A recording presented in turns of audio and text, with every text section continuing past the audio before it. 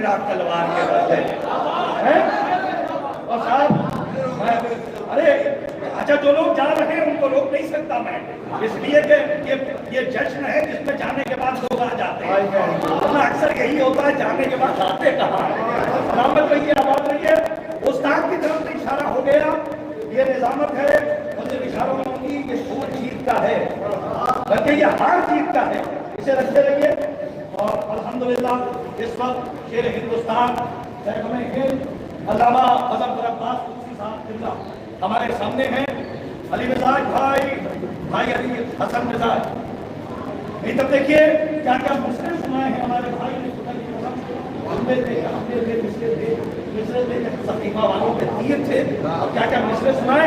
لیکن صاحب یہ مصرع دیا ہوا ہے, میں نظامت نہیں کر رہا ہوں, لیکن وقت بچا لیا کیونکہ میں وقت باندھ دے رہا ہوں, ورنہ آگے کچھ نہیں مسئلے نہیں.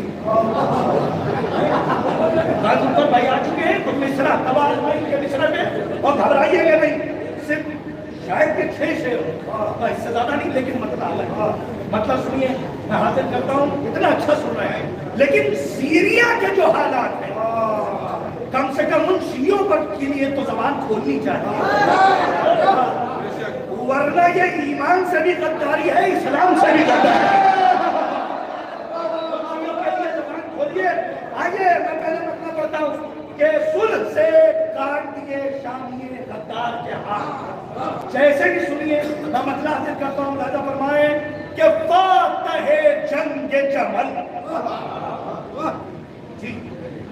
جی امام حسن, فاتح جنگ جمل شہ کے مددگار کے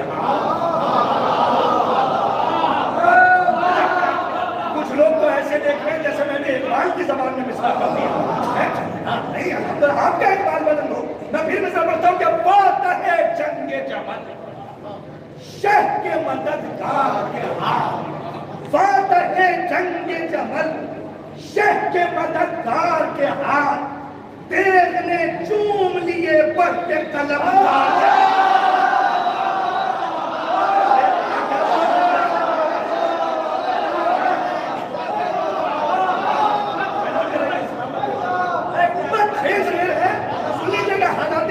لیکن ایک قریش کا شعر ہوا ہے, اگر ہاتھ مل گئے ہو تو دعا دے دیجیے گا.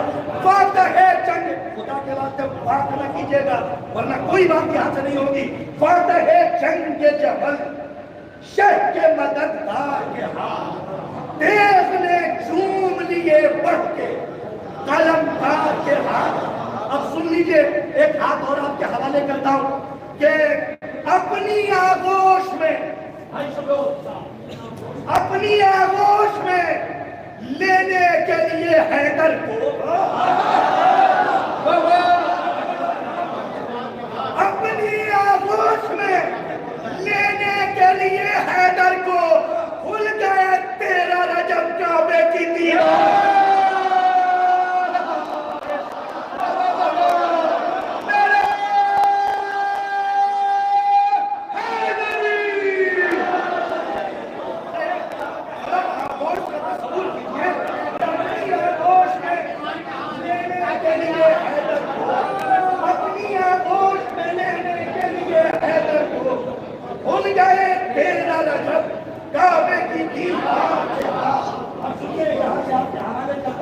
اب سیریا کا منظر دیکھیے اور سلسلے سے تصویر ہے. ملاحظہ فرمائیں کہ سنیے, حاضر کرتا ہوں کہ روضہ ثانیہ زہرا تو نہیں چھوڑیں گے. یہ کیمرہ لگا ہے تو حضور تک پہنچ جائے. شیعوں کو مارا جا رہا, آل محمد کے چاہنے والوں, میں علماء سے دعا چاہتا ہوں, خاص طور پہ جن کا مسئلہ ہے ہمارے بزرگ ہیں, میں ان سے دعا چاہتا ہوں. ملاحظہ فرمائیں کہ روضہ ثانیہ زہرا تو نہیں چھوڑیں گے. پھر مصرع سنیے کہ روضہ ثانیہ زہرا تو نہیں چھوڑیں گے, چاہے اس حال میں کٹ جائے عزادار سے.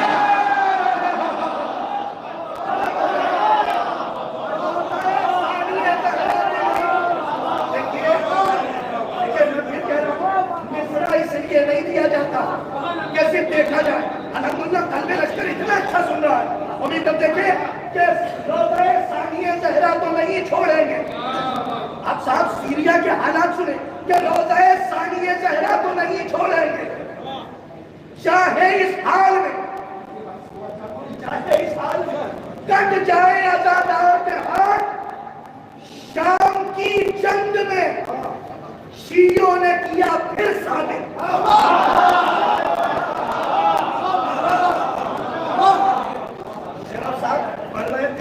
میں خطرہ ہو رہا تھا لیکن واقعی میں نے دیر کی دیا، میں پھر مصرع پڑھ دیتا ہوں کہ چاہے اس حال میں کٹ جائے عزادار کے ہاتھ۔ شیر ملاحظہ فرمائیں کہ شام کی جنگ میں شیعوں نے کیا پھر ثابت، ٹک نہیں سکتے۔ میں کہا پھر مصرع ملاحظہ فرمائیں کہ چاہے اس حال میں کٹ جائے عزادار کے ہاتھ، شام کی جنگ میں شیعوں نے کیا پھر ثابت، کاٹ سکتی نہیں پایا کبھی انکار کے۔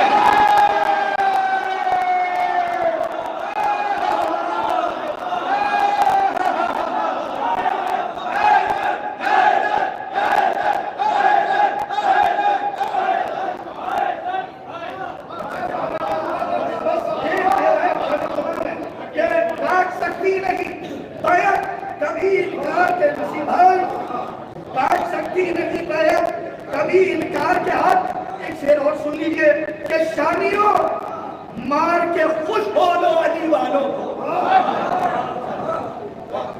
شامیوں لہجے کا مسئلہ ملاحظہ کرو، شامیوں مار کے خوش ہو لو علی والوں کو، بچ نہ پاؤ گے اگر لگ گئے مختار کے۔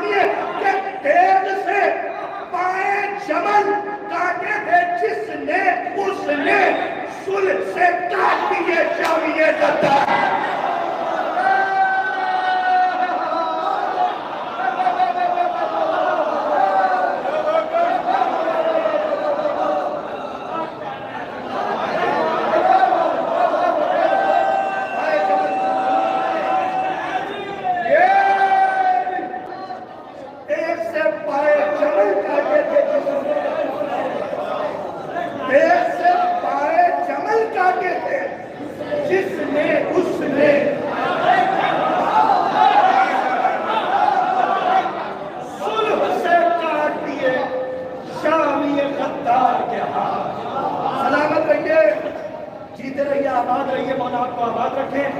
करवाइए, क्योंकि एक हुक्म है वाजिब तामील की हदों में है। उसी के बाद मैं अपनी बुजुर्ग शायर उस्ताद शायर की तरफ इस्तेमाल लेके बढ़ूंगा, लेकिन अब चूंकि उस्ताद ही की तरफ से हुक्म है कि वो 2 शेर पढ़ेंगे, और यानी मैं रास्ता बना रहा हूँ तो सबील साहब को अच्छा हाँ गुजारिश है, हाँ ऐसा ना हो कि हुक्म जो है वो ऐसा ना हो कि बात है वो गुजारिश इतनी मजबूत है तो हुक्म कितना मजबूत है। ये बात मैंने मुकम्मल की, यहाँ से हाशिया लगा। मैं सबील साहब से गुजारिश कर रहा हूँ कि तो आए और अपने कलाम से मोमिन के कुलूब में मुनव्वर फरमाएं। आपसे गुजारिश है रास्ता पढ़ के फिर एक बार डाक के समंदर में रास्ता बना दीजिए।